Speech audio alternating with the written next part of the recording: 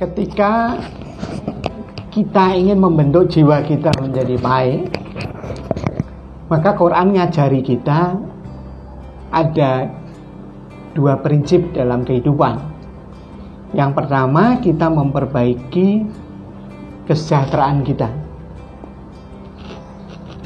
Yang kedua, kita memperbaiki keimanan kita. Untuk memperbaiki kesejahteraan kita, di surat Al-Balad Allah berikan 3 poin penting. Yang pertama, kita harus laqad khalaqnal insana fi kabad, harus rajin. Jangan sampai malas dalam kehidupan di dunia ini. Yang kedua, alam naj'al lahu ainain, kita harus banyak baca. Kemudian selanjutnya di ayat 9, walisanau wasyafatain, harus mau berdiskusi dengan orang lain sehingga kita punya jaringan. Insya Allah lewat 3 ini, kita rajin, kita banyak baca dan punya jaringan, punya teman diskusi, maka kesejahteraan kita otomatis akan meningkat. Sisi yang lain tentang keimanan, pelajarilah isi Quran semua, sehingga kita juga tertarik mempelajari hadis-hadis Nabi. Karena banyak penjelasan Quran itu dari hadis-hadis Nabi. Juga dari sisi ibadah juga kita mendapatkan dari Nabi itu banyak sekali. Nah, untuk membuat praktek kita dalam meningkatkan kesejahteraan, meningkatkan keimanan bagus, maka ada satu pemicu yang harus kita kerjakan, yaitu apa yang Allah perintahkan di surat 17 ayat 78 sampai 84. Jadi sebagai pemicu awal supaya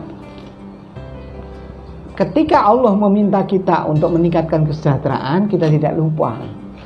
Allah meminta kita untuk meningkatkan keimanan, belajar Quran, terus jangan sampai kendor. Apa yang Allah perintahkan di surat 17 ayat 78 sampai 84. Secara sekilas saya akan sampaikan, nanti lain kali kita akan membahas pelan-pelan. Yang pertama, surat 78 ayat 84, Allah berfirman, dirikanlah sholat, aqimis sholata liduluki syamsi ila ghosakil lail. Dirikanlah sholat sejak tergelincirnya matahari, yaitu waktu duhur, ila ghosakil lail, sampai awal malam, yaitu sholat isya. Kita diminta oleh Allah serius untuk sholat duhur, sholat asar, sholat maghrib, dan sholat isya. Ini diseriusi. Kemudian Allah berfirman, wa Qur'an al-fajr, dan kita diminta serius di sholat subuh juga. Nah, mengapa sholat subuh disendirikan oleh Allah? Karena Allah ingin berbicara tentang sholat subuh dan pendahuluannya. Maka Allah sendirikan sholat subuh itu. Pada akhir ayat 78 Allah berfirman, inna Qur'an al-fajri kana masyhuda. Mereka semua yang menjalankan sholat subuh itu masyhud, akan disaksikan, akan diperhatikan hidupnya. Ini luar biasa. Ada keistimewaan orang mau sholat subuh, masyhud, dia akan diperhatikan hidupnya oleh Allah. Tapi ada syaratnya. Syaratnya di ayat 79. Syaratnya adalah harus bangun sebelum azan subuh. Manfaatkan malam, manfaatkan sebagian malam yang ada hubungannya dengan subuh, dengan waktu subuh. Jadi beberapa saat sebelum adzan subuh kita diminta bangun. Fatahajjat bihi nafilatan lak. Untuk bangun tidak tidur, menjalankan nafilah, menjalankan hal yang sunnah, yaitu sholat. Kemudian Allah beritahu, sholat kita setelah bangun sebelum adzan subuh itu kita sempat sholat. Allah berfirman, asa ayyab'atsaka rabbuka maqamam mahmuda. Allah akan menempatkan kita di tempat yang terpuji di dunia ini, tidak akan dirugikan. Betapa seriusnya Allah untuk membuat diri kita baik. Nah, seberapa besar Allah serius? Coba dilihat di ayat 80-nya. Sampai-sampai Allah menyediakan doa untuk kita. Setelah dibuatkan doa, Allah berfirman kepada kita, "Qul, ucapkanlah doa ini." Apa doanya?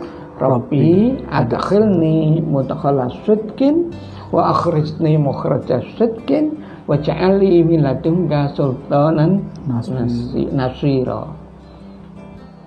Tuhanku, masukkan aku secara yang masuk yang benar. Yang paling utama apa? Ya persoalan. Kita dibimbing oleh Allah sehingga persoalan-persoalan yang datang kita tidak membuat kita mumet terlalu berat. Selain persoalan apa? Golongan teman. Selain persoalan dan golongan teman, tempat yang akan kita masuki tidak bermasalah. Apakah seriusnya Allah? Lebih dari itu, lebih dari itu. Lihat ayat 81. Allah berikan kalimat yang terbaik untuk menguatkan jiwa kita. Apa itu? Ja'al haqqu wa zahaqal batil innal batila kana zahuqa. Kita disuruh mengucapkan kalimat ini. Jika kebenaran datang, kebatilan pasti akan hancur. Yakinlah kebatilan itu pasti hancur. Itu sampai kita diberi doa, diberi kalimat penguat jiwa itu. Apakah sampai segitu yang harus kita lakukan? Belum.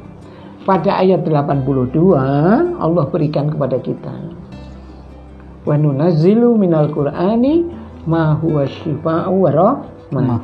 Ini loh Quran. Bukankah saya sudah berikan ke kamu? Di dalamnya ada penyembuh buat jiwa kamu yang belum bersemangat. Di dalamnya ada rahmat buat kamu. Mau enggak? Kalau mau, pada waktu subuh dipelajari sedikit demi sedikit. Maka mempelajari Quran terjemah yang paling bagus ya subuh itu. Sediakan waktu pagi itu betul-betul belajar isi Al-Quran.